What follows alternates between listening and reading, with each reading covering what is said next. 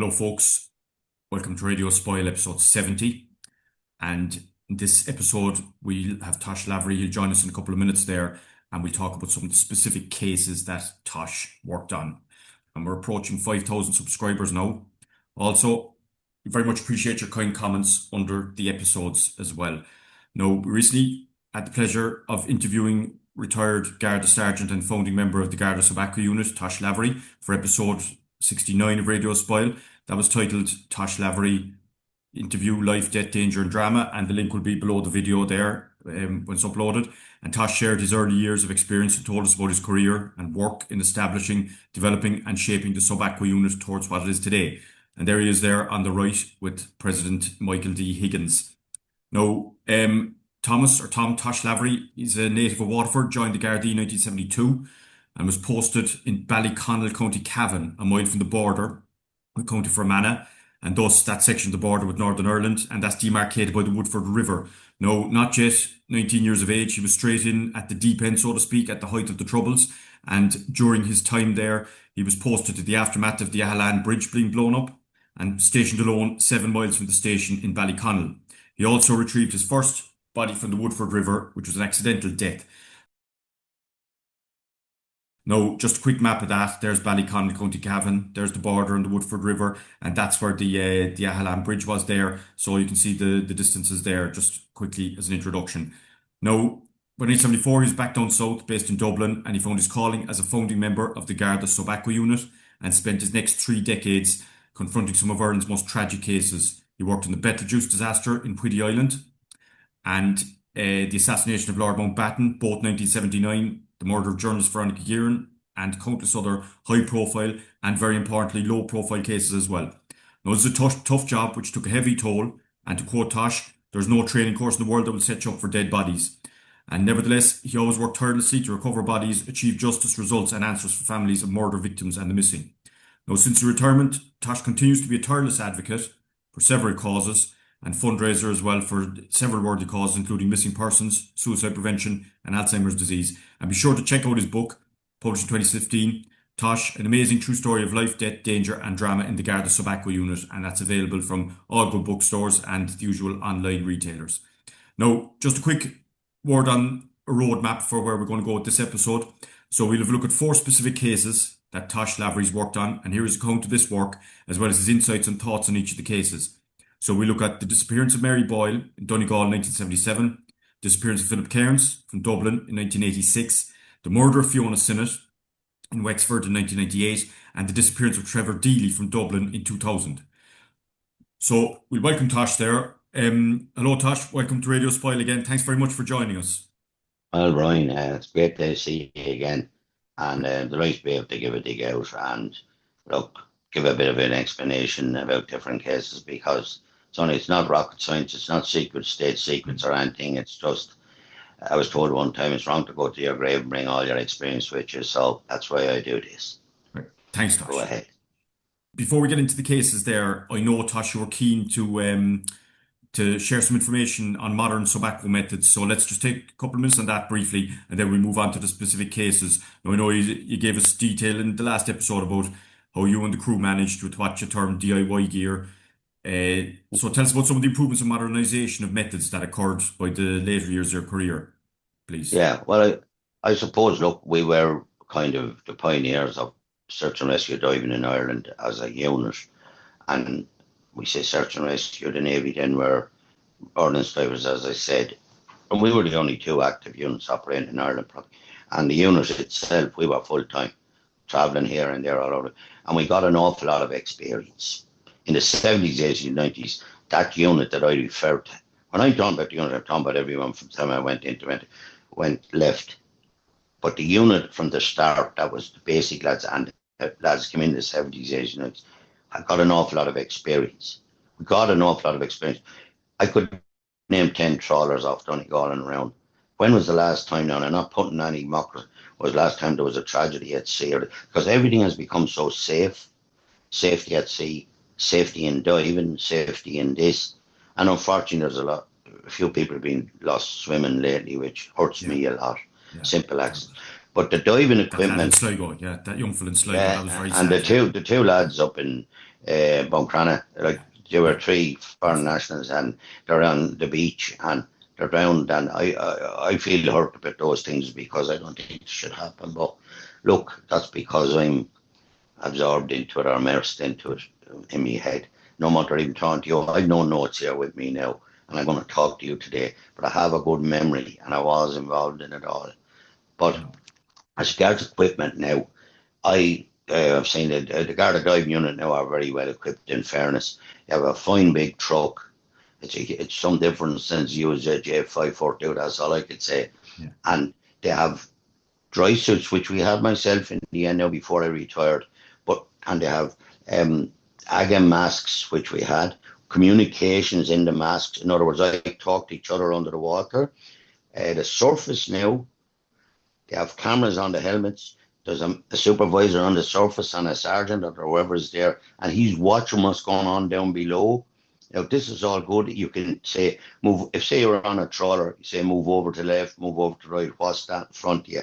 No, this kind of, which is a help, especially if visibility is bad. The camera with the light might pick up something else. Now, they have high pressure compressed air and low pressure. And so low pressure is probably possibly used at the moment in, we say, confined space, and that like we done a lot of work in confined spaces under Dublin Castle and all that during security.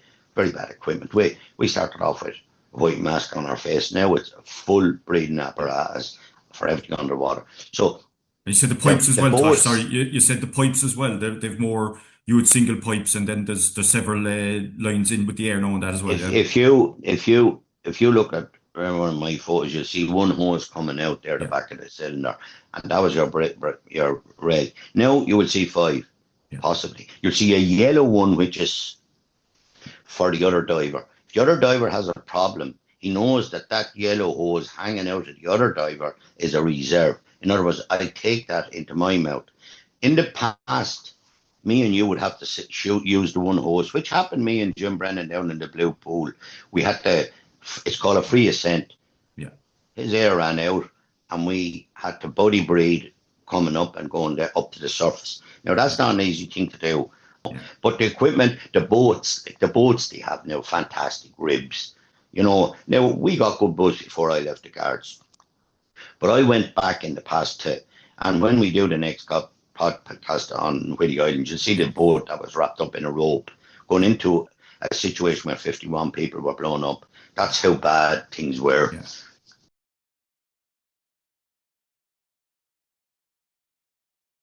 We'll get into the cases now, the specific cases that Tosh worked on. Now, first case we look at is the disappearance of Mary Boyle. Now, just a quick case summary there. So there's a photo of Mary, her twin sister Anne is over on the right, and then their brother Patrick or Paddy is in the middle there, and that's a photo from the 1970s there.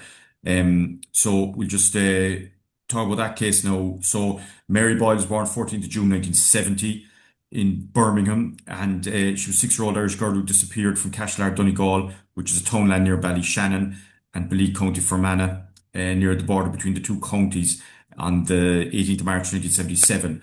Now, to date, her disappearance is the longest missing child case in the Republic of Ireland. The investigation into her disappearance has been set by allegations of political intervention, police incompetence, and while arrests were made over many years, nobody was ever charged in connection with her disappearance. Now, the family, including Mary's mother Anne, father Charlie, older brother Paddy, and twin sister Anne, had gone to Mary's maternal grandparents' house on St. Patrick's Day, 1977, from their home in Kincashla in the Rosses further up the coast. Now, they attended a mass for Mrs. Boyle's late brother, who was killed in a farming accident some years previously, and they stayed at the grandparents' home overnight into the day of her disappearance. Now, in total, there were 11 people at the household gathering, 6 adults and 5 children. Now, in the afternoon of 18th of March, Mary was playing outside with her siblings and 2 cousins when her uncle Jerry Gallagher left to return a ladder to another farm nearby, the Macaulay's farm, and that's 370 metres across the hillside and just about a short 5-minute walk across a pathway and 3 stone walls. Now, Mary followed her uncle until they reached a small pool of water that was too deep for her to get through. And what happened then remains uncertain, depending on witness statements and what would later be related to family and Gardaí. Whether by her own decision or by her uncle's instruction, Mary turned around about halfway into the journey, saying she was going back. Her return journey could not have lasted longer than 3 minutes, whilst her uncle stayed at the neighbour's farmhouse for 30 minutes for a chat. Now, after discovering that Mary disappeared, the family instituted searches of the local area and questioned passers-by if they'd seen the girl. Now, this is a quick map here, just to show the locality. So we have that's the coast is on the left there. Sorry, bear with me a second, folks, please. So the coast is on the left. Okay, that's the west coast of Donegal. Ballyshannon is here, Bundoran's here, Cashellard is here, and then this is Lake Columkill here, Columkill Loch, which we'll talk about later when we discuss with Tosh. And then this is Balik County Fermanagh, so you can see the border here. So that's just a quick look at the map of the area. Okay. Now, just a summary timeline around the time of disappearance. Again, in summary, 18th of March 1977, around 3:30, Mary Boyle was last seen near her grandparents' rural farm in Cashellard. By 20 past 6, half past 6 the same day, Mary Boyle was reported missing over 2 hours after she disappeared, and then throughout March 77 and beyond, searches continued. Now, again, significant bodies of water, Columkill Loch that I mentioned earlier in the map, and also there was mention in the Irish Independent twice of a lake at Upper Cashellard being drained, and there was and is no other lake at Upper Cashellard that was drained and reported by the Irish Independent, just Columkill Loch, which was not drained, and that was the one that was searched by Tosh and the crew.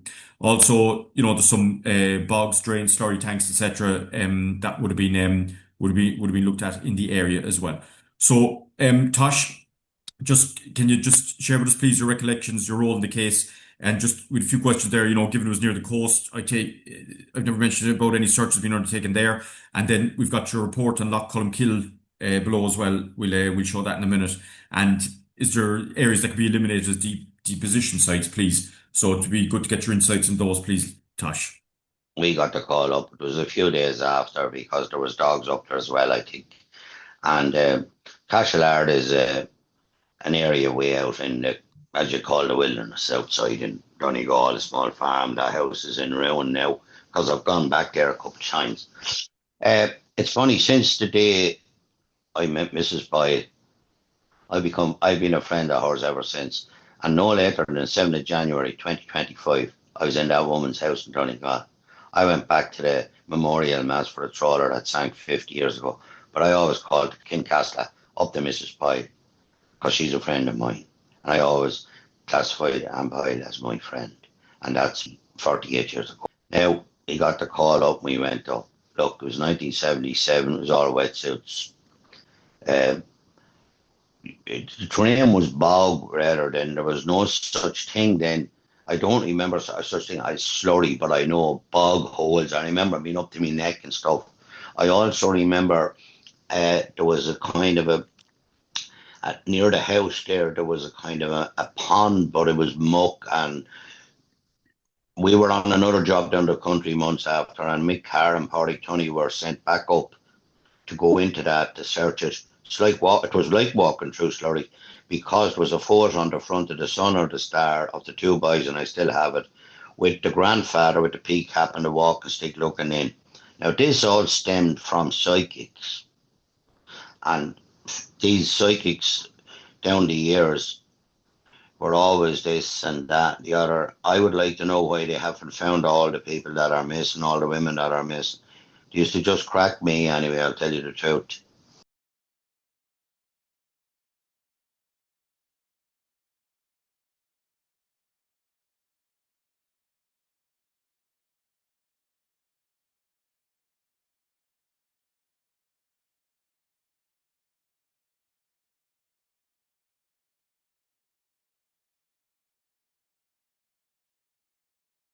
Because you were all over the shop. But then we searched all the terrain, the farmers, the local people. The night it happened, there was a bingo hall going on inside in Ballyshannon. And the Air Corps helicopter had to go back because it got dark, back to Fenner. And the people came out of the bingo and torches and this, that, and the other.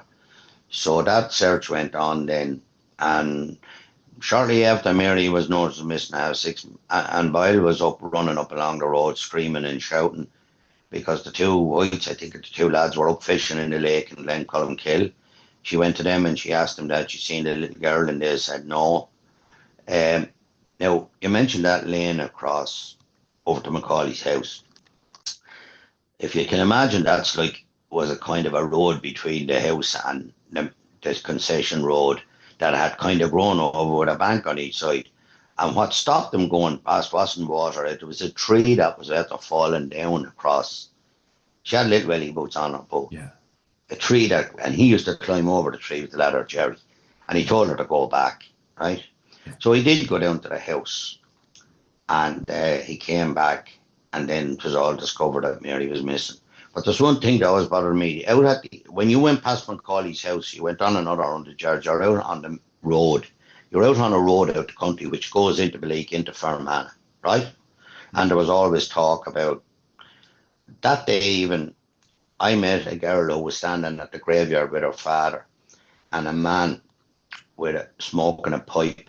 He was the man that ran the graveyard in Cashellard, and there was a tank outside the gate with water running down out of the house, and the people used to get jugs of water to put on their flowers on the grave from that tank.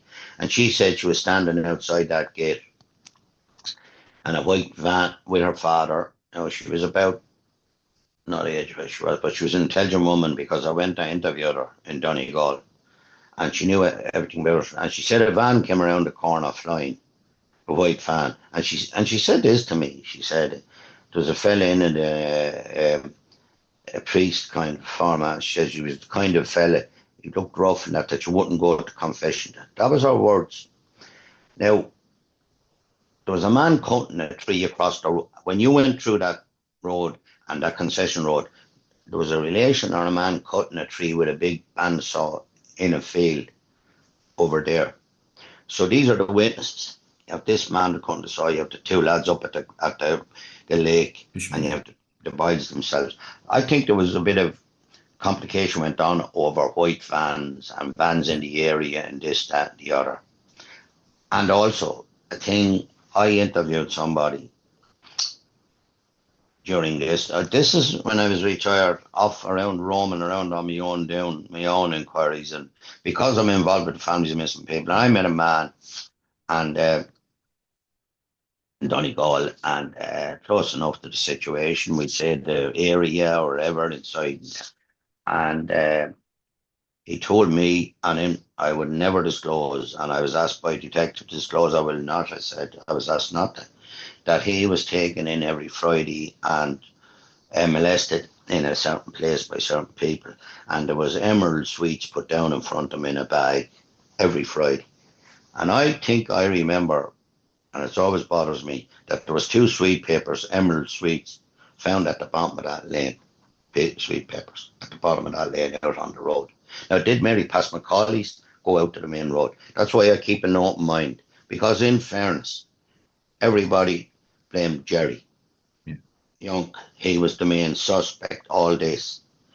And the sad part of it is, I call her Ann Boyle and Gallagher. Her brother had died, and that's why they were at the house. They were at a mass or whatever. And Jerry Gallagher, we call him the prime suspect, whatever you want to call him. I have an open mind on it. A lot of people believe up there that he was responsible in this, that, and the other. He fell in the yard there about a year and a half ago in the ice and Stony Bank, he said, and he died. And it was the same area. Sorry, it was the same area. It's funny that where Mary went missing. Now, people say, oh, karma, all this kind of stuff. Look, these are the facts, right? I honestly believe something possibly did happen. The car was in the driveway off and thought, was he putting the boot, taken away that evening, all this kind of stuff. But we went through lands and we were in bog holes and that. And look, the farmers and the people all around there knew that land, and they walked and they walked. They were great people for walk. They would know places to be searched, and we'd be called over to this and called over to that. Now, we went up to Glencullen Lake, yes. Yeah. And though you have a photo stand there, I wish I could find it. There was hailstones and snow one day. And in the book, in my little log, that's just one log. We did the perimeter of that lake. The lads are, when I say we, I talk about the lads. The unit, our unit was small enough then. And Sorry, Tosh, I've got When your I log up here. So I've got your log page up here now and just sharing that with the viewers. So your details there, wind force 3 to 4, wind direct northwest, very detailed, maximum depth 30 feet, visibility 8 feet, time under 50 minutes, surface time 15 minutes, um, the composition stops nil, and then you just note you've all the details of the area. You laid the rope across the lake, and then entered the water from the bank, swam over into the lock on with the rope. Continuously, the rope was moved by the men on the surface, and then there was plenty of broken delf you mentioned, and little rocks and eels. Nobody recovered. So that was the summary there. Now you Correct? can imagine that's 48 years ago. Yeah, We're only trained scuba divers. We have little logbooks, so we're keeping our own notes, yeah, right? And what that was is if you go to Glencullen, you drive up that concession road over to the lake. There's a little platform there where you go into the lake. Well, so to start searching that is we lay a rope just across. There's a kind of an empty in like that. It's not a huge big lake. So in case Mary went in off the platform into the lake, right? yeah, Because otherwise she had to climb up all the side of the lake, the yeah, whole lot, blah blah. So the lake went out so far, and then during that time, one or two lads together would have went the whole perimeter of that over so many days in case she did go and fall in, because the lake there's no current. So if she fell in on the bank, that's where she'd be. yeah, You know what I mean? yeah, And that was done. And I'll tell you one thing now, and in my memory and whatever I done, there was no lake drained. And there's no need to drain a lake yeah, to do a search like that. yeah, Like I was in many, many lakes searching for SAM 7 missiles in lead boxes. I was in other cases which we'll mention, and there was never anything like that to be drained. yeah. Like, I Yeah. mean, to drain a lake now is some, Yeah, I'll tell you. just a lot No, of gallons but in there. Yeah, yeah, and I became very friendly with Mary and Anne and Margot was there. I think yeah. they're related to Daniel O'Donnell and all that carry on. It was And Charlie the father was related to Margot. He was a distant cousin of hers, I think. That was it. yeah, Yeah, and like it is mentioned like that there was conflict between families and that. Look, yeah, I'll be honest with you, when somebody goes missing and families, there is, honest to God now, things that happen in a family. yeah, There could be 20 things going on at the one time, yeah, right? yeah, And a father and mother saying three brothers left on one child, right? Say one miss. Well, the father's relationship with the tree, the mother's relationship with the yeah, tree, the father's relationship with these relations together. And they're all, one is blaming the other and one is saying, oh, he left because yeah. all different It's things like that. complicated. Like it's very You know, complicated. their Yeah, systems, they're called, they're going on in the household. Now, yeah, people don't understand that. And it's an awful thing, ambiguous loss not known. So I am sure the families, and now unfortunately, and there's a lot of Veras and Mrs. Marples out there and yeah, ISIS and crime investigators, they're all out there and they all know what happened. They're all yeah, experts, right? But in fairness to the guards, you only going to operate on evidence. It's happening yeah. today at the moment. You have to have evidence going into court or the case thrown out. You Yeah. can't do that. Big Now, time. Yeah, yeah, back then, all right, people said there was mistakes. I'm sure there was. It's funny, the two Murrays, the super was Murray and the D yeah, sergeant was Murray, yeah. right? Aidan Murray Now, and Don Murray. Don Murray was the super, and yeah, Aidan Murray was the now, Garda. Yeah, one big thing that would not happen today, I would hope, that Don Murray was the super and the other Aidan man, Murray. Yeah, Aidan was a friend of mine. I remember I had drank points with yeah, him. Now, I heard him being interviewed and he said, I interviewed provisional area men and murder, blah, blah, blah, right? I don't think he was the right man to send to speak to, we say, a jury or a suspect or anything, yeah, because this was a very, very different thing altogether. yeah, A missing child back 48 years ago. yeah. No The other one ever fellow was thought. more, sorry, not Tosh. The other fellow, Martin Collins, was more about coaxing information out of him. He was kind of, because he put him, I think he said when he spoke to him, he put the scenarios to him and got an answer, but didn't get the full answer out of him, but he didn't disagree with him what he posed to him, like, you know. Sergeant Martin Collins. Yeah, Yeah, he was a very good man. I met him a couple of yeah, times, and he's very convinced of what happened and yeah, everything. And he was a local there.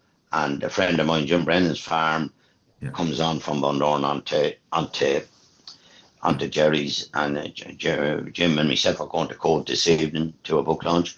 yeah, But anyway, looking back on that, and with the family thing, like families, when someone is missing, I'm telling you, it's very, very hard. And even the guards are going to get some stick. yeah, And in the unit, even when we were searching, like, I got a lot of stick, but I really, really accepted it because I knew they were demented. They had sidekicks, they had dogs barking wow, up in yeah, Carlingford. Dogs looking for bodies 50 feet down. yeah. Now look, No, dogs no, find dogs and cadaver dogs and them operate on land and on they land, are yeah, good. Like, yeah, yeah. but this The thing of smell, he's yeah, saying that he can smell a body 50 feet down. Look, let's stop this. And like for me, if that was the case, I'd have a dog sitting up in the bow of the boat and he'd be going along, and I'd yeah, be sending it to get in there now. And I'm not being funny because all I know is when the crunch came, you get in, you get down, and hopefully, yeah, and that is a fact. That's why I'm interested in case all along. That's the way I'm built. Because when you lift the job, it's like any detective or any Garda, like that some of the people weren't found and you didn't get to the end of the case. I know. Well, these are the ones that would. You think about it. And The Mary hunt, Boyle yeah, is a famous case. And they talk about families. I'll tell you something on families. Maybe Anne or was being told other things by people, by these yeah, detectives, and they all had their own idea. But the yeah, family, you have to think of the family. The family are hurting. There's things going on in there. So you have to accept when you're on the outside, like me in the police or in the, we say, searching yeah, and you're being asked to do this and asked to do that, ask for information that you don't know. But you have to be very, very fair with the family, yeah. But and that's the key point, and Tosh. Sorry, humane as well, yeah. you know. What you said there about being on the outside, that's the key point there. That's why you have to be humane because if you're on the outside, you gotta, you know, you gotta try and support them as best as possible. Like, and because it's unthinkable what happened to them there. Like, and then, like in this case, obviously Mary's twin and has suffered horrendously every Yeah, day. And then her dad died in a boating accident in 2005. Then she had a falling out with the mother, but they're reconciled again now, so that's good. Like, and then you've all the other stuff going on as well. So it's an awful business. And then I mean they two other suspects then Robert Black and that guy Brian McMahon. But um, as I said, Mary's sister-in-law believes she was abused and murdered by someone close to her. Um, in terms of the deposition sites, Tasha, are you satisfied she wasn't in Colmcille, so from your work oh there? yeah, Okay. yeah. Yeah. Look, she was out playing in the field. Mary Ann, she have a brother who's Yeah. hardly never mentioned, right? Yeah. And Jerry's two kids. Yeah. That's who was out there, right?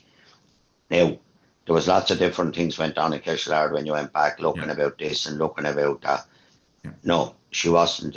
She wasn't in the lake. She wasn't easily found or visible in the area. And I don't think if something did happen, right, the Yeah. two things, if they want to blame Jerry and something happened, it happened suddenly, probably unintentionally, you had to put her somewhere, which Yeah. was a possibility. Look, Yeah. they were all possibilities. But then the other possibility was that a van came up that concession road, got Mary into the van, and Yeah. left.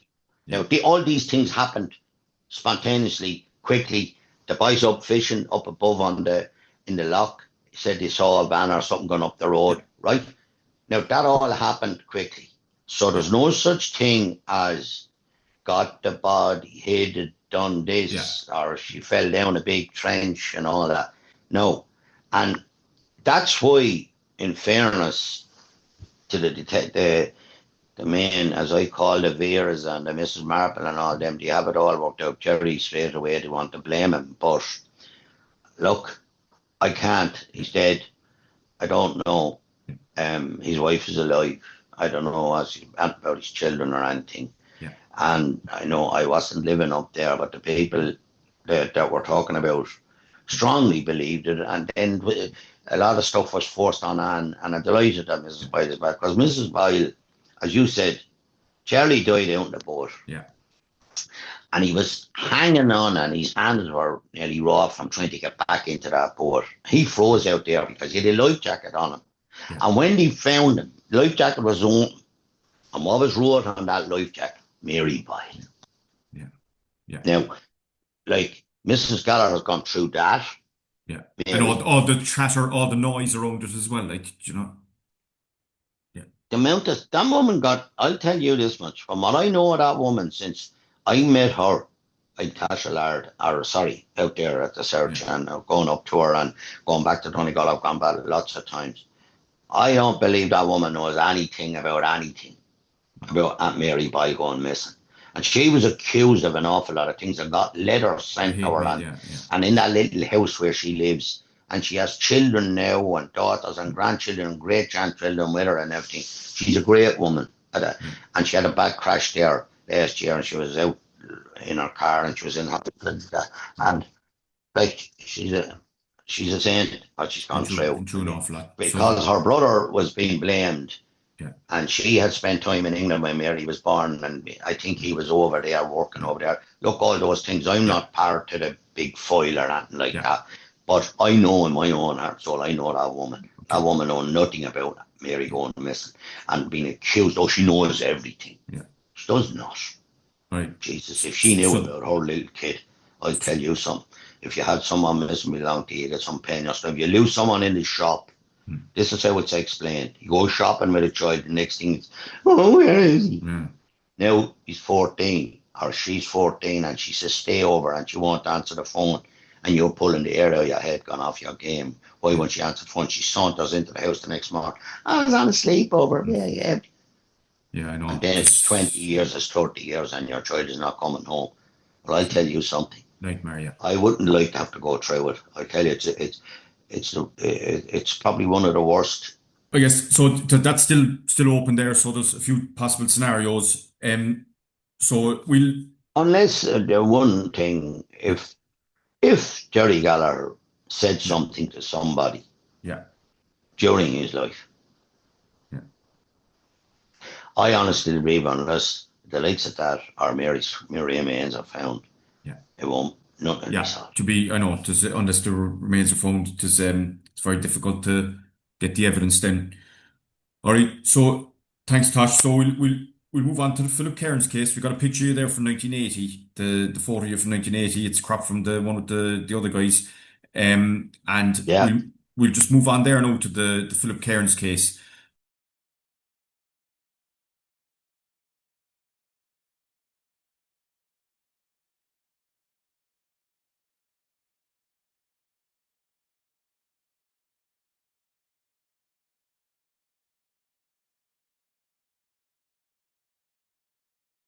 So, the very famous case, I remember that well myself. I was a kid at the time. He was a bit older than me, but I remember them at school praying on a daily basis for Philip Cairns, for a safe return. Sadly, he's still missing. So, just a quick case summary. Philip Cairns was born the 1st September 1973, 11-year-old schoolboy.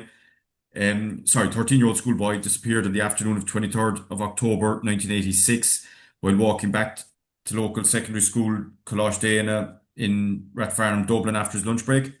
And he lived nearby in Ballyrone Road with his parents, Philip Sr. and Alice Cairns, his grandmother, 4 older sisters, and a younger brother called Owen. Now, he never returned to school and has not been found since. So, large-scale investigation was carried out, but no physical trace of Philip has ever been found, and his disappearance has long been treated as a high-profile child murder case. Now, over the decades since, Philip's family issued numerous appeals for information with reconstructions being televised, and a reward of €10,000 has been offered for information on his disappearance. So this is the famous photo of his confirmation photo there. Now, Philip's father, Philip Cairns Sr., since passed away without knowing what happened to his son, and despite at least 2 suspects in his disappearance, nobody's ever been arrested, and the case remains open.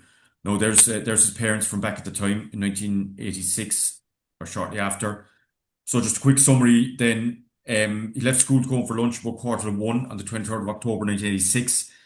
At 1:30 then he left home to walk back to school. And then 6 days later, Philip's school bag was found in a nearby laneway, having been placed there after the laneway was searched in the days following Philip's disappearance. So they know it was placed there because there had been rain in the meantime. The laneway had been searched, there was no sign of it, and there was rain as well, and the bag was dry. Now that bag is kept in evidence since. So from the significant bodies of water here, we have the River Dodder was nearby, the Bushy Park Pond. Now, there was talk of the Loretto Convent Pond. We'll come to that in a second. And then there's other waters in the wider area. No, so Tosh, please share with us your recollections, your role in the case. Anything can be eliminated as deposition sites. And also there was talk about a pond in the Loretto Convent that it could have been dumped in and this could have been filled in. Is there any possibility of this, or is that just noise as well? Or is there, so if you could elaborate a bit on that, please, Tosh. I'd say that's a bit of noise anyway. Yeah. But I remember the case well. I became very friends with Mrs. Cairns. Mr. Cairns had one arm and he was the All Ireland fly fishing champion. Yeah. And he was a fly fisher and he used to go fishing. And Philip, Yeah, Philip Philip was into it as well with him, yeah. Philip used to go fishing with him. Now, Yeah. so the next thing, this massive thing, this young fella's gone missing, and then we're sent in, and the first place we were was over the Dodder because it's running down the road and that there. Yeah. The water, you could nearly walk through it. No, see, we're gone back close to home again, lads. Yeah. We're gone back to home in an awful lot of cases, even late. Gone back to base. The lane where he walked back and how he disappeared, and that school bag. That school bag is the kernel of this case. Yeah. That school bag was put back in that lane. Yeah. Right? A few days later. Yeah. It was dry. It had rain. It was stored indoors in the meantime. Who put the school bag back there? There was talk. The two children, which was said, the same age as Philip were they asked to put that bag back. Yeah. There's DNA still on that. Someone did kind of come forward there about this jockey fella and all that. But then psychics start going on the go. Now, a fella called Proud, he was in a wheelchair one time and he had us out to sea and he, as a matter of fact, as God is my judge, one of the most embarrassing searches I was ever involved in and was in Dublin Zoo. And it was the only time that officers came across from Garda headquarters to look at us work. And it was so embarrassing when we were in water about 3 or 4 feet, going along search. And it all stemmed from psychics saying that Philip Cairns was in the lake in Dublin Zoo. Now, and I was told that, I was inside the gate depot, I was saying to myself, Jesus, this is... They must have caught him and threw him over the railing, did he? Do you know what I mean? Dublin Zoo. I'm not making a laugh at this. This is what you were putting up with. I was very friendly with the Cairnses because I was on the Missing Ireland Sports Services. I was a member of that, and I was a member from day one in 2003. I joined it, and anyway, look, there's a story about that. But I set up my own little thing called Search for the Missing, and that operates with just different people around the country. We have no money, no nothing, just phone call. So I mean, it's close to home there on the with the River Dodder and the Bushy Park Pond. So yeah, we were all around there. Look, look. No joy. No joy, and there was no information as such. It was, sure, there was people talking about priests and they were talking about this. And now, something that did stick in my head, I think there was books in the bag and some. Look, if I have a reflection that the catechism and something else was missing. Now, look, I don't know how true that is.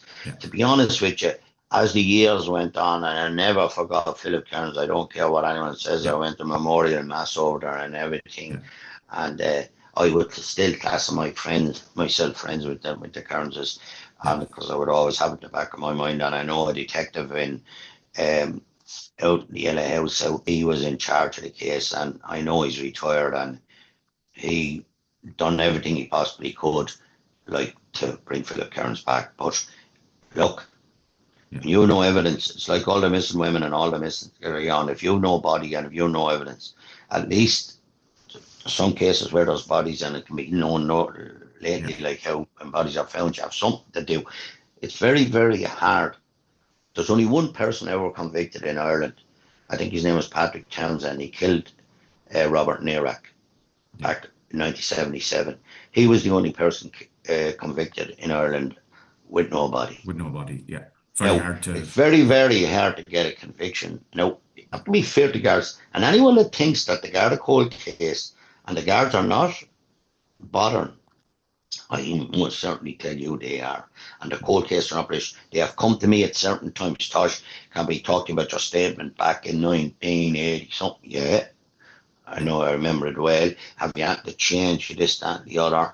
The bodies of water there, the daughter of the Bushy Park Pond. I think you're satisfied he wasn't Bushy Park Pond, or the daughter, the Convent Pond. That's you were didn't think that was a runner there either. When I came to Dublin first in 1974, and was a garden unit, and he was a senior man, and he worked in the city and everything. And he used to tell me about this fella, this famous fella, Alpha 7. And Alpha 7 was Eamon Cook. Eamon Cook had a Jag in the late Yeah. 60s.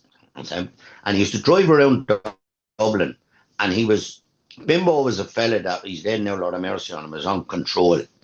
And the guard told me about here, Bimbo, he said, yeah, Alpha 7, your man knew the whole of the street. It was like a patrol car. He was talking to him on the radio because he was tuned into the Garda thing. Yeah. And he used to arrive at traffic accidents and incidents before the guards.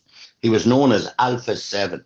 Now, when his name came up then, you see, we have to go back so long, lads, Yeah. and see the word paedophile wasn't. Yeah. I know. You know, if you go back to Mary Boyle's time, you couldn't spell that word, I know. right? We didn't understand an awful lot about things. Now, all stuff has come out, and rightly But so. people did know about kind of queer hawks or whatever they'd called them at the time, like, and there was people knew what they were talking about. They mightn't necessarily use that terminology, like, No, they wouldn't use that. We say someone molesting the young one, or they're doing something to the young Yeah. fella, something like that. Yeah, you're right. So, but from watching it as it goes along and continuing on, Eamon Coke to me, Hmm. as I reckon, should have been interviewed by somebody dressed up as a priest when he was. Now I know this might find this harsh when he was dying, and see would he have said something. That was to Yeah. me Yeah. because I believed he knew something about it. Because some woman came forward, the way he disappeared. Yeah. Um, Young lads meeting people at the time. That is the closest I would have come to a lot of things. And I remember going up into a golf course somewhere and trying to think where someone said a priest ordered a small coffin and it was supposed to be buried, and we dug up all around trees and all that. That's what I can think of another thing. You know, there was all different stories, and you will have all them when they're missing. Yeah. But the kernel of all this is the family, and they have to be considered. And that's why I have a serious issue with regards liaison Gardaí and people going to the house. Yeah. And we can talk about that after if you want. Go ahead. Yeah. So, I mean, yeah, he was one of the main suspects, which came out after he died. So, I mean, even though I think there was I think they spoke to him before he died. they did, yeah, they spoke to him before he He was died. in the But hospice, I think. yeah, that's right, because he had lung cancer. He was a heavy smoker, and he had Alzheimer's. I think he had Alzheimer's, he had dementia at that point as well. So, but they did say, I You think, see, but he had a cover. Sorry now, Brian. He had a cover by the Alpha 7 in yeah, the early 69s. He was known as Alpha 7 and yeah, Control, and the guards all liked him. He had a Jag. I yeah, said some of the guards had no cars. yeah, And Alpha 7, Alpha 7. And he'd be yeah, following cars and everything around the city. and I was only 20. yeah, This guard was telling me all this story. And yeah. that is true. Yeah, and So apparently he he had a had bull a bar on the front of cover. the Jag as well. He had a bull bar on the front of the Jag as well, and this kind of thing. And Yeah, but he- the guards then, when you look at it, yeah, you thought he was a great person. mm. But deep down behind it all, he was something else. Was yeah, yeah, and I think he had a couple of convictions on the way and so on. There's documentaries about him now, and just to say as well, there is a timeline on the Philip Cairns case and looks into a lot of that as well. So we'll put the link below as well. But I think yeah, there was no full evidence on it. They didn't find his DNA in the bag, etc. Those who came forward and said about it was a couple of years before he died, I think. Like so, again, it was kind of more or less after he died that this stuff came out, even though they did interview him beforehand. No, he was Yeah, gravely ill well, at that point in the people were hospital. frightened. I'd You say know, people were frightened as well yeah, to they come were, yeah, forward. yeah. This You know guy, what I mean? Especially when there's people in like, yeah, look, these you're talking guys, about the clergy as well. Look, yeah, things that's the happen other with the angle, clergy. yeah, They had a camouflage as well, yeah, right? They had a cover. Mr. Cook had a cover for me in yeah, the early because he was helping the guards and he was a great fella. yeah. So all these people are experts and very intelligent people Oh yeah, that yeah. do this kind of stuff. They're not fools at all, and they're sick, but they Yeah. have Well, some kind of a they're system. very sly, so they set up Oh, they've it all set up unreal! so as that they're well insulated. They connect with the right people. They know they know the backsides to kiss and the backsides to kick, like, and they set it up so as that they've got the right people on side and they've got dirt on the right Well, people and all that kind of thing as well, like, well, The thing with this as well, but just back to Cook, Cook, another suspect was Brian Ellis was the other suspect.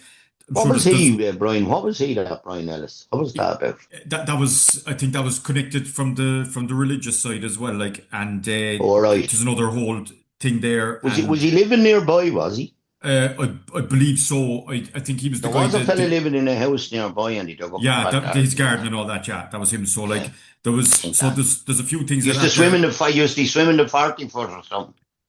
I'm not sure about that. No, check that. But yeah, it was. But there was a couple of suspects, but nothing concrete was ever No. discovered. And his family believe he was abducted and killed by someone who knew him. I think Mrs. Cairns was skeptical about the Eamon Cook angle because she See, hadn't. she probably didn't want to believe that Yeah, he was meeting him secretly or yeah, meeting him way up in school because I mean, when I was young, I didn't tell my mother and father everything. You know what I mean? yeah. Sure, nobody And does. Yeah, children this. won't tell us Yeah, that. yeah, So I yeah, think one of the most important things to any parent I would say is make sure your kids are not frightened to speak to you, and that yeah, includes murder. I yeah, don't care that they come in and sit down and say, "Mom" or "Dad," yeah, that they're not frightened. Because I remember a girl was searching yeah, for a guard's daughter down that lawn, and all the school kids alongside of me. And I said, I was talking to the girl like that. She was at the jumping into the Shannon, this girl, yeah, and I said to the girl, would she not talk to anybody? She talked to a fella. Oh, he's a guard. yeah. And I never forgot that. And that's Yeah. 30 I know. years ago. Just, you got encouraged, right? So I guess yeah, the thing is, I know somebody knows something here, but it's not come out yet. We just hope that he will be found and right during Mrs. Cairns' lifetime anyway that they find out what happened to him. Sadly, Mr. Cairns has passed on, but hopefully Yeah, they get an answer on what happened. it's 40 years Coming ahead up in a for, chat to be and 39 years this year, not in October. that vanishing triangle, that Yeah, triangle down Leinster. I can go through every one of them for I you. know. And I'm telling you something. There's Yeah. no serial killer No, there, we like. we did an episode on it, Tosh. We've already done that there, so no, agreed. Thanks. And There's we've individuals already in them cases. I can name individuals, but there's no bodies, all no, right? I know. We've already done that, and we've put that out there, like and gone through it systematically to say what was there. But like you mentioned about dignity earlier, I mean, Mrs. Cairns and Mr. Cairns, very Yeah. dignified people, and I So think go ahead. we've got the yeah. Well, hopefully, the Cairns family get answers, and the Boyle family. So we'll I always hope they do, and I don't yeah. forget them on the day I No, die. definitely. I know. I did tell that.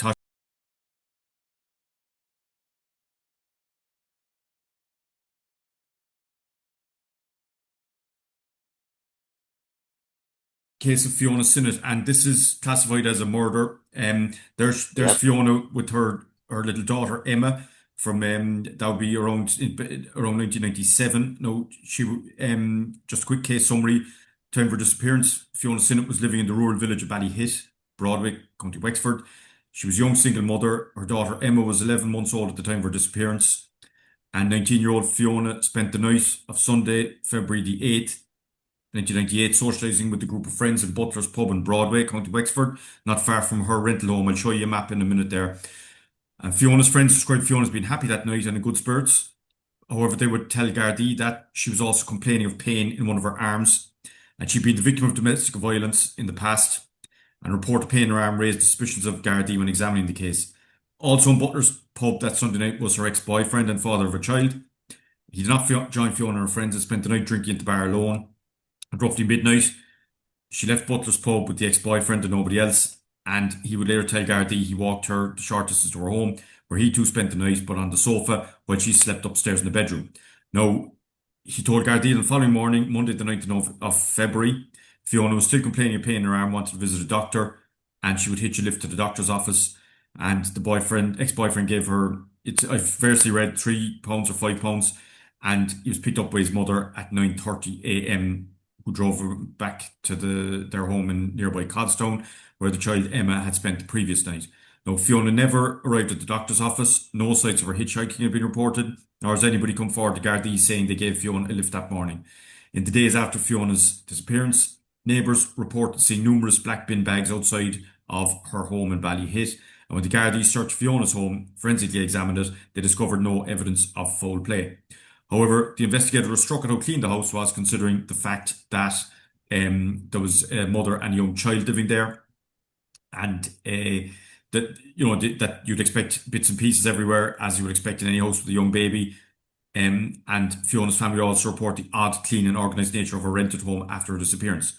Now, a few weeks after Fiona Sinnott vanished, a local farmer approached Gardaí with information that was relevant to the case. The farmer told them that whilst attending to his cattle, he found numerous black bin bags on his property. He opened some of the bags and found some letters addressed to Fiona Sinnott. Unfortunately, when the farmer found this evidence, he was unaware of Fiona's disappearance, and he presumed it to be just another case of illegal dumping, which is a widespread problem in Ireland, and he burnt the black bags. Tragically, no trace or evidence as Fiona has been found since.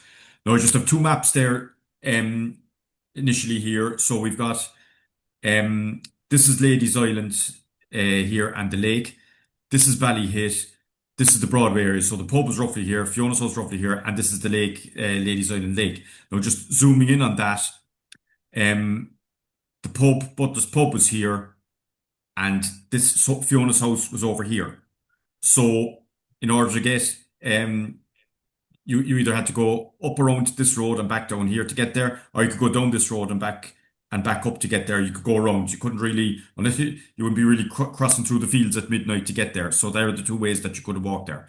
So that's just a quick word on the map. Now, just a quick summary again. So on the evening of the 8th of February, Fiona socialised with friends in Butler's, Ballyhit. At midnight, she leaves Butler's with her ex-boyfriend, father of her child.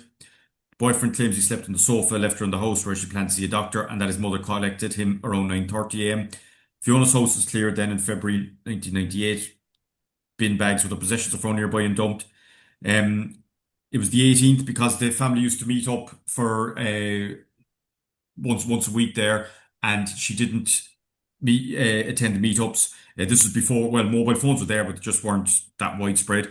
And then, so it was the 18th when father Pat Sinnott reports her missing, and he subsequently died in 2004, relatively young age of 59.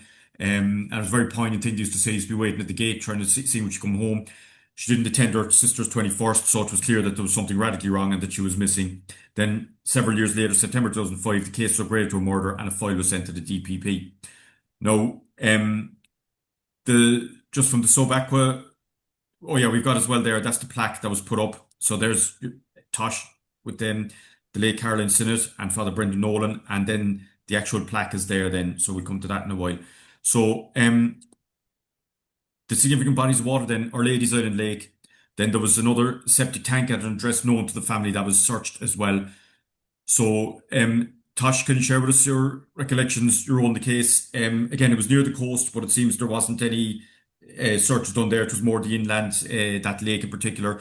And is there any other bodies of waters of interest? And was that lake eliminated as a deposition site? So if you could elaborate on that, please, Tosh. I have a very big affiliation with Our Lady's Island. My first cousin lives there. She came there afterwards, and she lives in there, and she's a brilliant person. She's a social worker. She's everything else. She helps out with everything else. I didn't know anything about Our Lady's Island prior to that. Then I was involved in a relationship down there for a number of years. So I was over and back. I know the Sinnotts very well. I've dealt with the Sinnotts from day one. Bearing in mind here now, lads, Fiona Sinnott's daughter's 27 or 28. Yeah. There's social media out here. Yeah. She has to make up her own mind. Yeah. The one thing that saddened me down the years was that the Sinnotts had never any access to the child. Yeah, very tragic. Okay, right. So, and that girl worked in Waterford here as well, and she worked down Wexford and that. I never met the girl. But anyway, all those things have to be taken into consideration. Went down. When you walk out of Butler's Pub, you go left, go down, turn left. It's a square around you. If you turn right, you go up and turn right. It's like as if you had to go around the square to get to Yeah, Fiona's house. yeah. I pass, any time I was out on my bike, I passed the house every day. I know the man that rented the house that lived in a mobile alongside. I've spoken to him. I know the postman who lives opposite the door. I've been having tea in that man's house, a gentleman who played the bagpipes for me Right. at a memorial down there for Fiona. Yeah. We went down there and look, Fiona wasn't reported for 9 days. That is the biggest crux in this matter, right? Yeah. Whoever was responsible had loads of time to do everything. Yeah. I met a man and I interviewed him, and he worked with certain people, we say, and he said he got into the van on a Monday morning and the smell of Parazone over it and the cleanness, he said, and the fella he was with, he said, wouldn't wash himself. The van was washed out thoroughly. Yeah.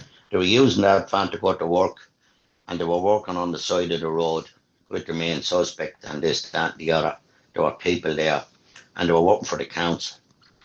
So they had access to plenty of places for dumping and this, that, and the other. Yeah. One of the Wrights died tragically afterwards. He was dumped outside the hospital in Wexford, and he died. They were all mentioned involved in the case with the suspect and everything else. I would like just to go back to that plaque. Yeah. That plaque was put up on the wall, and I unveiled it. It was on the news. I was asked to unveil it. I did ring someone to tell him that plaque was up, and we had a curtain over that overnight. And I rang someone in the guards, and he said he was off, and he booked me there, and he was going to the pub. I asked, would be any chance we have a bit of sneaky surveillance on the night? We might get them. And no. And what did happen? They came in the middle of the night, and they took that, and they done it a second time. Yeah. So those two plaques, wherever they are, yeah. If somebody is ever walking or anything, just bear in mind, that plaque was taken, and that a man made a plaque up for us that day to put up to unveil. And then that was taken 6 months later. Yeah. Second plaque. Now they have a lovely plaque. There's an awful undercurrent to this case with that. No, it wasn't enough that that poor girl was murdered and done away with. There was that, intimidation and nastiness. No, I think what they did, they were having a party and this, that, and the other, and drink or drugs, and they drove out and they done it. They got away with it. Now there's a lovely plaque down in Kilmunky, and it's there, and cameras and everything. No one is going to go near that because it's visible where the plaque was in that lovely graveyard. And that man that used to run that graveyard there, an old man, he used to call me the detective. Is the detective down? Yeah, he used to say to my cousin, he was a lovely man. He was a dying man. He showed me graves that were unmarked because I was very interested in all this. Yeah. I still am to this day. If I went to Ladies Island, I keep in touch with the Sinnotts. Yeah. I used to keep in touch with Caroline before she died. That's very sad. She was only 47 when she died. She was straight tragedy, and I was over at her grave there. It's over. Yeah, someone else died over there as well, out in on the way out to Kilmore. Is it the little village Kilmore out there? Right. Yeah. But we went down anyway, and look, you hear the stories. Now she's not reported for 9 days, so you're going down probably 12, 13, 14 days after. I don't know. You're brought in to search. Yeah. The dogs are down there. Now, I've done a podcast or documentary on that, and I mean, I had to redress myself in a diving suit and a gear and everything for that. It's up there somewhere on YouTube. Yeah. And walking through the reeds, right? The water in there, that's a reservation for bird wildlife and all that. Yeah. There's no depth in any of that water. I went through the reeds, they were so high, and with the people with the cameras, and I disappeared. I done it intentionally, and two of the women that were doing that were in charge were, oh my God, he's gone, he's after sinking. I was trying to show them that this is where you would have hid a body. Yeah. Not out in the lake. You had to have a boat to go out, and there's no water out there. Yeah.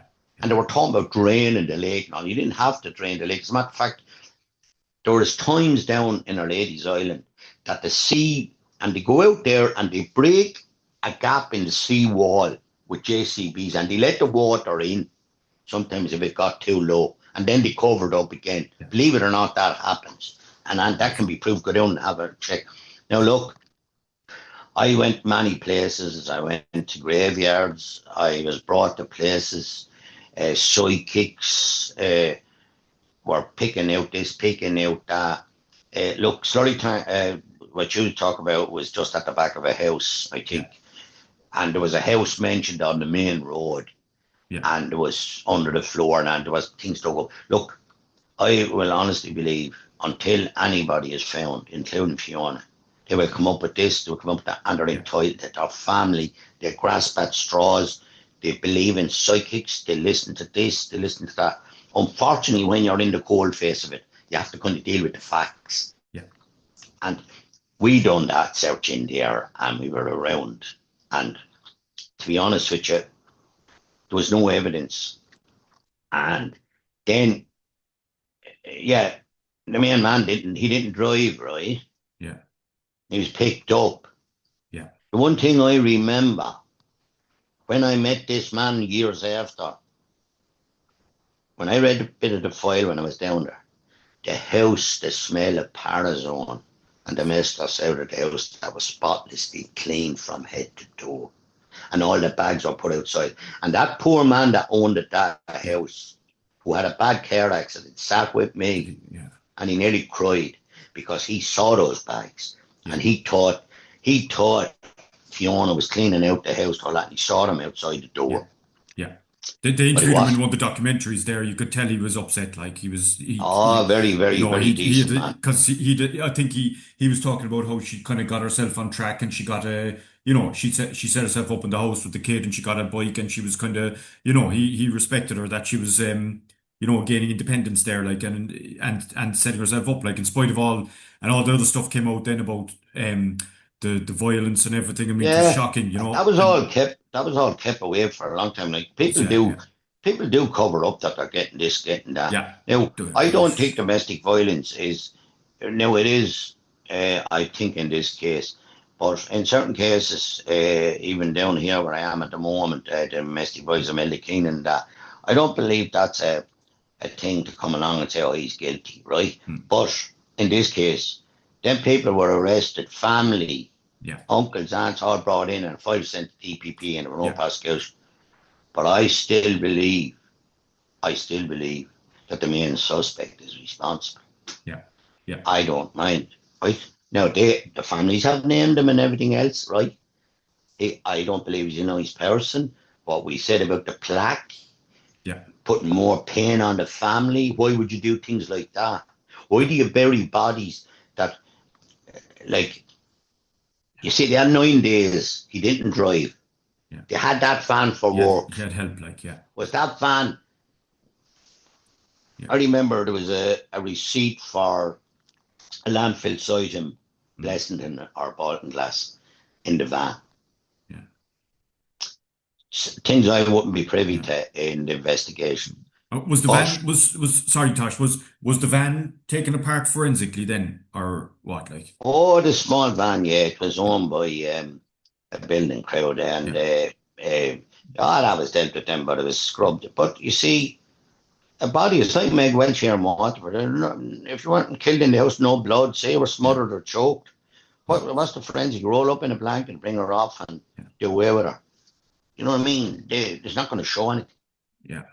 Yeah. And if they cleaned things with Parazone and this, that, and the other, and they had all that time to go through that, and that house was spotless from head to toe, and from what I know, the house was never clean.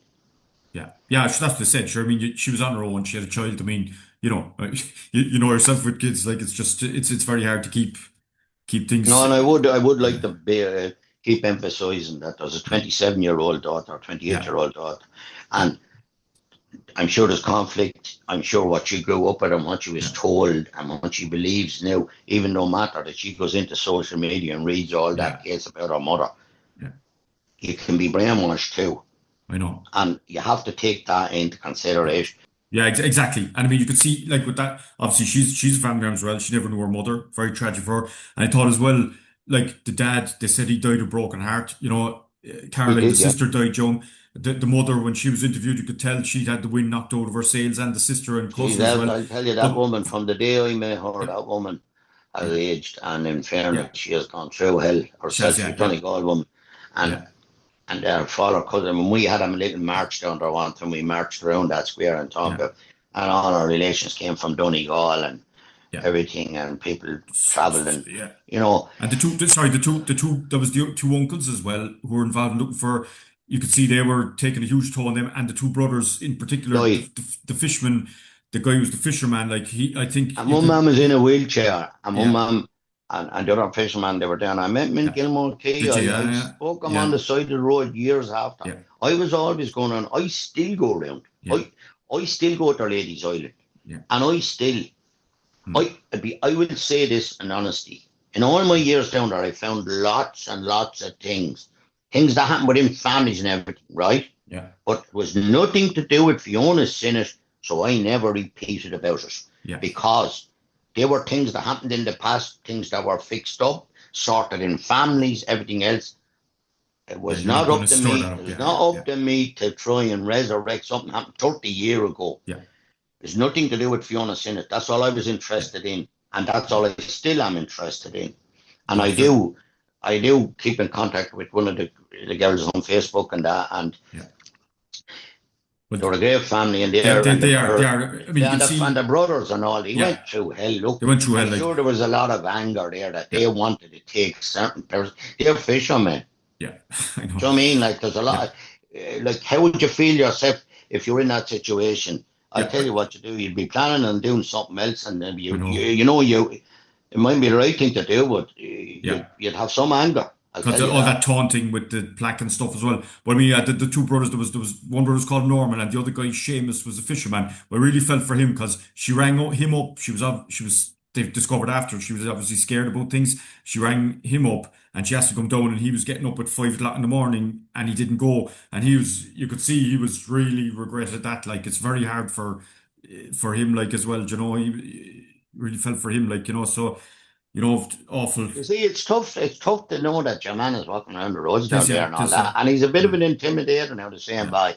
Yeah, Do you know what I yeah. mean? Like, So, I mean, uh, they must have had something if they sent the file to the DPP, but nothing's happened since. That was 20 years ago now. So you just hope that if they find her and that there's something gives in this that they can get it sorted out, nope, like, it's like Jojo. They dug up there at Christmas up around Yeah, that farm and all that. yeah, Yeah, they're looking for something, yeah, some evidence to rest. Even to, you must, if you arrest once, yeah.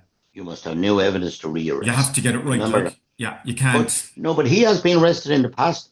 Yeah, So to re-arrest tomorrow, you must have new evidence. You must yeah, produce, in other words, you produce a body, produce DNA, produce yeah, something else. I don't know. yeah, And there are all these whiz kid detectives looking at social media and television and the detective yeah. stories, and they have all the things worked out.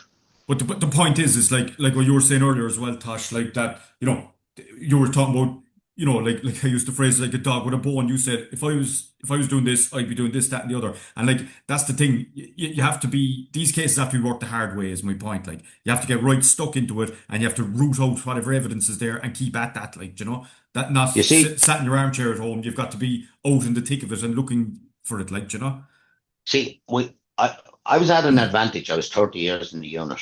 yeah, I was at an advantage in that I was in the early days. I went through an awful lot of things. yeah, The guard diving unit, when I was in it, was a search unit. We had guns in the safe in Santry that we all had blue cards to carry. yeah, I signed them out up in Garda headquarters. And during Christmas and times of stress, when we weren't diving, we'd take all our vehicles were unmarked until 1997. And we used to go out in jeeps and we drive around Santry, Ballymun, that was our area, the H district. And we'd help out the detectives. We'd be armed, blocking post offices. The bank was robbed in Beaumont Hospital, all this. We would go on murders to dive, and I was on murders for 3 weeks. yeah. Morley and Burn, I didn't get into any water. She wasn't in the local waterways there or Ladies Island Lake. And yeah, the family were looking at some other areas there as well separately. So we'll just to say, we wished our sister Diane, our cousin Gina, and Mrs. Sinnott, we and the family wished them all the best and hope they get answers on what happened to Fiona. It's a very tragic and disturbing case there. I always think of the Senates, and I do, and I any time there's that on, and I meet them at the Missing Persons Day and things like that. But the thing about the Senates know in their own mind what happened to their sister, Yeah, and I'd be agreement. yeah, The fortunate thing is there's 9 days between it. That man yeah, didn't have transport, he didn't drive. He got help yeah, to dispose of her yeah, at that time. So we could be looking all around there in the psyche and everything. She could be a long, long way away. She could be. These people were working on the roads. They were yeah. had access to this, that, and the other. Um, so unfortunately, they know the so-called culprit is not too far away, and there's a child that hasn't been seen. Yeah. So there's an awful lot of pain for them there, Yeah. So we have to think about them, and I always do. Definitely. And hopefully something gives an act for them knowing they get answers.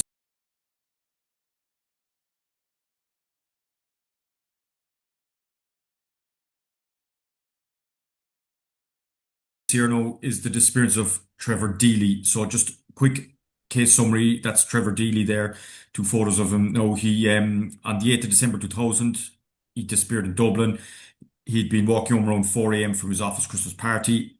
He needed to call into his workplace briefly. Looked at a couple of emails and say got an umbrella because it was a horrendous night out weather-wise. Wanted to get things ready for his shift the next day. He was seen in a security camera at the back of the bank and in front of another bank as he passed as he headed home on foot. So I'll just show a map in a second to say where they are. This is another strange one. There was a man in black outside the bank and another guy in the footage, that final footage that was seen. And I know a lot of people think that this was the same guy initially. I don't understand that because I think they were different build. I never thought they were the same guy. They've identified the guy in the final piece of footage, but not the guy in the first piece of footage. So that's still outstanding. Now, just in terms of where he went, just let me enlarge this map and show quickly. Um, where he was going from now, he was in a place called Buckwhaley's, which is here. His workplace is here. He went from Buckwhaley's down to his workplace here, and then he went on further. This is Baggot Street Bridge. The final piece of CCTV footage is taken here at the corner there on this stretch of road. But however, the his apartment was over here in this area. So he kept going in this direction rather than cutting down this way. So which was a strange choice. Again, various theories about. They said he was a smoker. He could have been going to buy fags with an all-night shop, all this kind of thing. All speculation. But either way, that's the route he was taking, and that's where he was last photographed.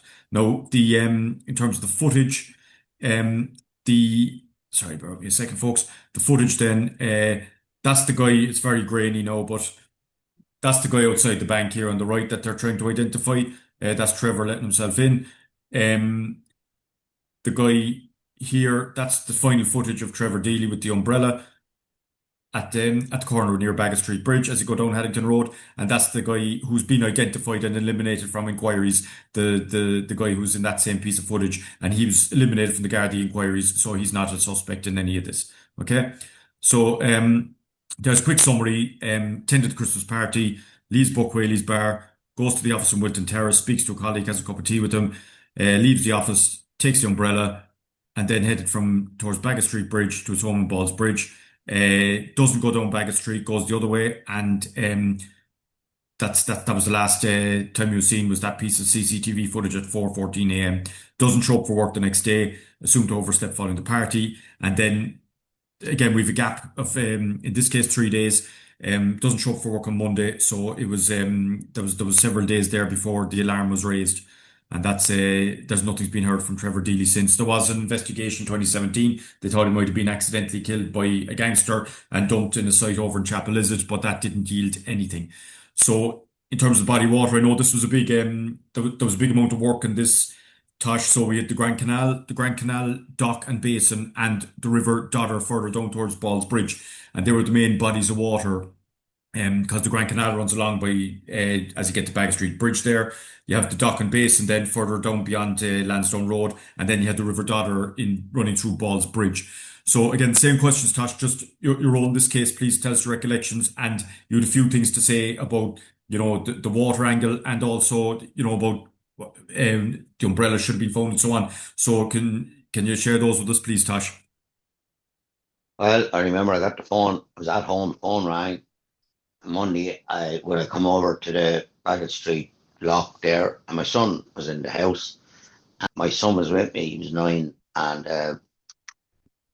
9 or 10, and I brought him with me in the car. I was there, and I met Michael Deely. I knew the father Michael Deely very well. I Yeah. spoke to him, and the man went through hell. Um, yeah, we went over and I looked at the lock and that. And it was they thought he walked across that pathway across the lock to go over to his apartment over that way. That was a way he should have gone across. So anyway, it was arranged. And we were going to get the gear tomorrow morning, and we're all coming down, and we get started. And we did get started. And I will honestly say, to search down along the canal and the Dodder and into Hanover Quay and into the basin and all that, we done all that. Trevor Deely wasn't in there. There was visibility for us as a unit, and the lads that were there and everything. We would find that as a reasonably easy enough job. Yeah. It wasn't. There's not a flow there. That water isn't being drained out quickly or anything like that. If Trevor Deely went into the water, we have to ask ourselves this question. First of all, the umbrella, the colour was never mentioned to me anyway. Yeah. Right? The Bank of Ireland, whatever. If me, you, your wife, your sister, or anybody was walking down the street with an umbrella, and I don't care where they were, and it blew away with the wind, it'd be found. Yeah. Someone would find it stuck in the garden, up in the ditch, up in the wall, or that.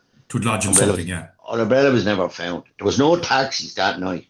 Yeah. There's a video there of Trevor standing outside the gate with a brolly, and a fella standing in the business of rain, waiting for about half an hour. So I'd always go back to Buck Whaley's, and I think there was a mistake made that the original video in Buck Whaley's wasn't got, and who was talking to Trevor in there. Yeah. That was my view now. Hold on, I'm only giving my opinion. Oh, yeah. But then he went along there, and I thought about it that night. He was, he walked down along, and Pal was walking behind him. A fella that waited outside that gate in that rain for him. For half hour or something like that. Now, I remember that after down around there was a crowd living in apartments or something. Maria Rosta went missing in town. She was a Romanian woman. That's right, yeah. She was being picked up there by a few different people, and they had her in a house, and they raped her and they killed her. And she was found up in the Dublin Mountains, very close to a man called John Kenny MacDonagh, who was brought up there and shot dead and buried. And I often thought, did the fellow was walking behind him talk to Trevor, talk him into a house for a party that was on or something like that, and something didn't work out, and that he had between Friday and Sunday or whatever to get rid of Trevor Deely. Now that's my basic instinct on the case, that's all. Yeah. Now sorry, Tosh, we just be clear now, we're talking about the guy back at the bank, because the guy later who's seen in the final piece of footage, he's been eliminated from inquiries. So no, I'm not talking about him, I'm talking about the other guy. Yeah. The fella in black. Just clarifying for the viewers there, yeah. I think he followed him from Buck Whaley's. He had spoken to him in Buck Whaley's, I'd say. Yeah. And whatever Trevor said to him, Trevor withdrew a few quid, didn't he? Yeah, he did, yeah. Right. Hot shops will be open, the Pistons around the hour of the night, tumble looking for cigarettes. I know. No, now look, I was no detective getting involved. I had enough to do what we were searching. The Dodder wasn't like the time of Hurricane Charlie when that girl went missing from Dundalk, Priscilla Clark. In Trevor Deely's case, no such thing. Go down and walk on the canal, have a look at it. Well, I know, Wouldn't sure. walk I on. actually lived and worked there at the time. I just moved to Dublin that time. I used to walk that canal every day on my way to work. I Yeah. lived in Harold's Cross. I used to go down to the junction and walk the length of the canal to get to the Treasury building. So I walked it every day. I know that area like the back of my There hand. was a Like, fellow went missing a few years after, and he committed suicide. He slid in the side of it one night, and yeah, he was right at the side. He was yeah, even missed during the search, and then he was yeah, found. I'll be honest with you, moved nowhere. If Trevor fell in at the yeah, lock, first of all, we done the lock, yeah, right? yeah, And then we done out, and then we went all the way down to the base. We done yeah, the. No, we wanted any water. yeah, Trevor disappeared off the street. yeah, I want to know. So the brolly is that he went in somewhere. yeah, Because we have to be honest. That probably someone would have, if it was coming out and was on the news, and Jesus, I found that probably yeah, stuck in the doorway down in Bagot Street, or yeah, yeah, yeah. it was never. It's a matter of fact, it's never spoken about No, the not really. Brawley. They just say that he picked it up and he went, and then it's in the Yeah, but they footage, and don't that's say it it. was a Yeah, black and white one or blue and yeah, white one. yeah, Why don't they say that? Someone said, "Yes, I found that. I brought it home. yeah, I have that." yeah. Like Zoom this to is where these are the things that crack a case. Yeah, definitely. It is the little things. You're right. No, it is the little things that crack the case. Like, When someone goes missing, right?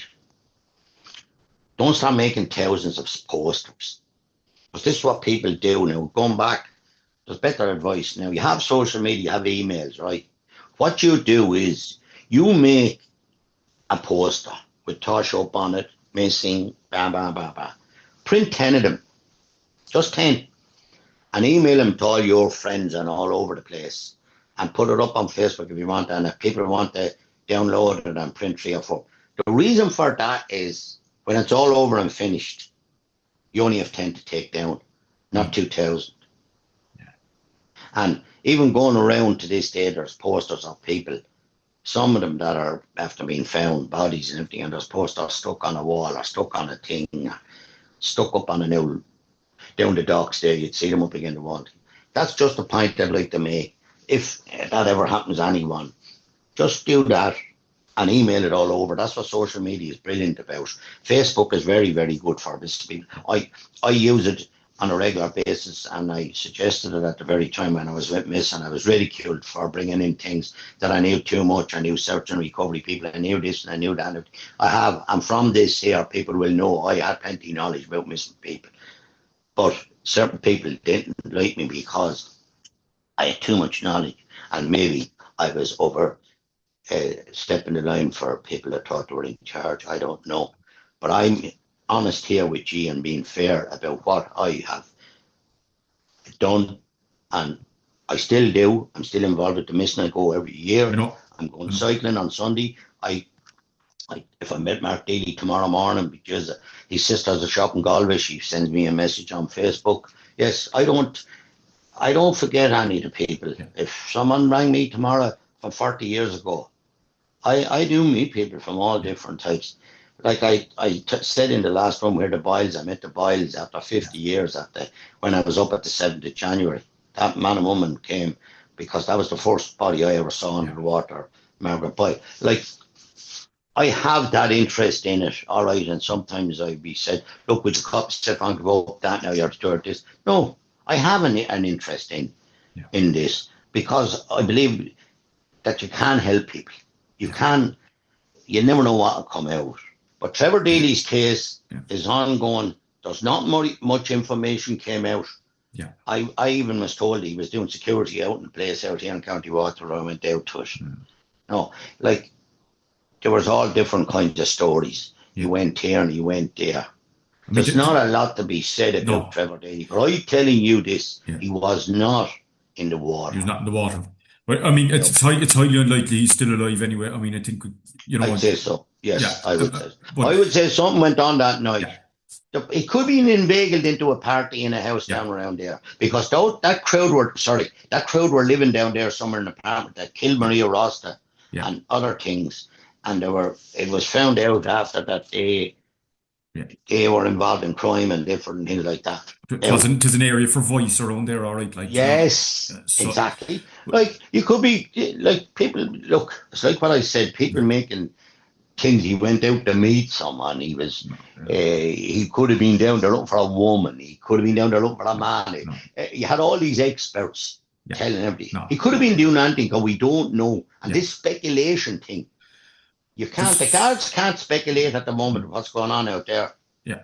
Sure, it fills a hole. That's what happens. Like if there's a lack of information coming out, they just fill it with all this noise, like when there's no evidence. Like so, I mean, again, look, sadly, Michael Deely, who was such a He died and dedicated he was a campaigner, gentleman. advocate for his son's disappearance, passed away in 2024 without ever knowing what happened. And we just hope for the rest of the family, his mother and brother Mark and the sisters, that they get an answer. And his friends. His friends were very dedicated. They dug out the CCTV footage. He had two friends called Glenn and Conlett, and it was one of them found the CCTV footage and so on. So his friends as well, they've campaigned for answers. So hopefully they get some sort of answer to what happened to Trevor, like, you know.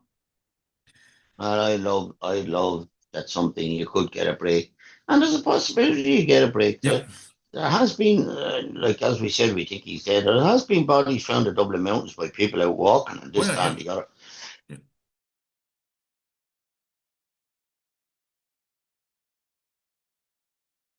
No, but there's just certain things I'd like to say. When I was in the unit, and I was in it from early, and especially the early bit when a lot of things, I did say this: we were kept at scenes. Now, in recent times, there's different things happening, and I watch and I look at the telly, and I've never ever gone back to the Garda diving unit. I've met them recently, and a few months ago, we all got a medal, 50 years in existence. Brilliant. I don't ring them up for information. I don't do nothing. I got a phone call from a person I helped down in Kerry because they saw the truck down there up on the hill. And he said, Tosh, I thought he had the diving team and all that, and when you helped me and when you put me in the water, blah, blah. And I just asked him a question, and I got a simple answer. I made up my own mind from the simple answer I got. And I've been about 99% right in everything I've seen.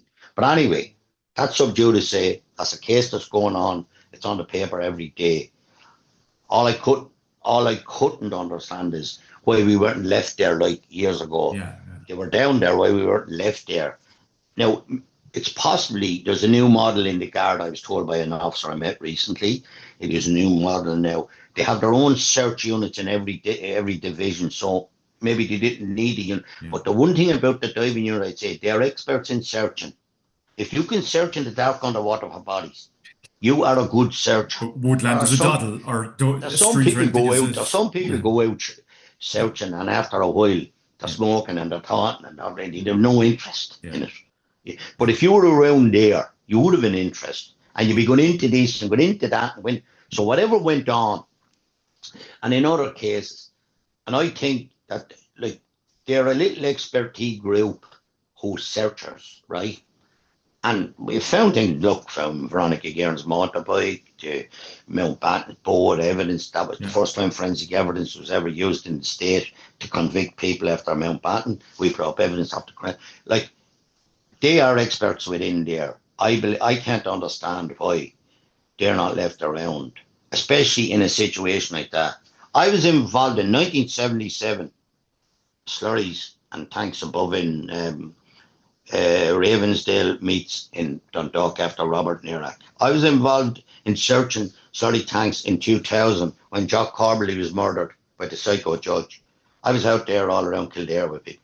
I spent half my life under the ground in the castle with all the lads in the unit, searching and keeping security going when the castle, when all the troubles were on like that.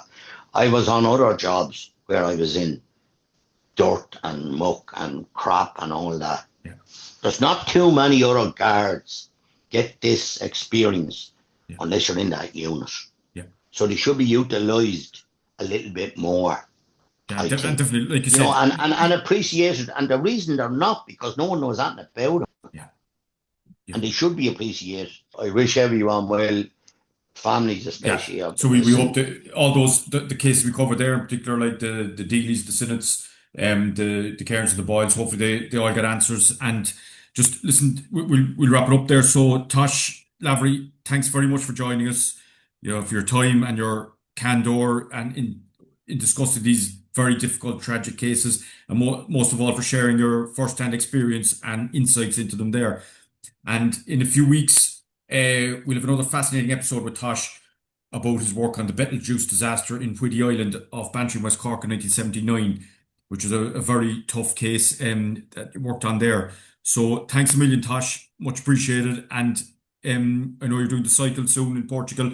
Best of luck with that And there. I just want to say one other thing, Brian. I'm on my way to Cove now at 3 o'clock. Yeah, Martin Buckley is an ex-Navy man, and he's launching a book tonight, A Sense yeah, of Duty, in Cove, and I'm going down to the launch because I've given a lot of information that I have, photographs that I kept from, and it's about Whitty. yeah. So with the help of God, then we'll be able to discuss that during the time, the With that next then next later. episode. That's Thanks very brilliant. Look much, forward to Brian. that. Thanks a million, Tosh. So, folks, thanks for tuning in to Radio Espial. We plan to be back with another timeline episode next week, and we've two upcoming features as well. So keep an eye on the channel posts page where Mick Rooney will post any updates. And stay safe and look after each other. Thanks, Tosh. All the best, folks. Bye now.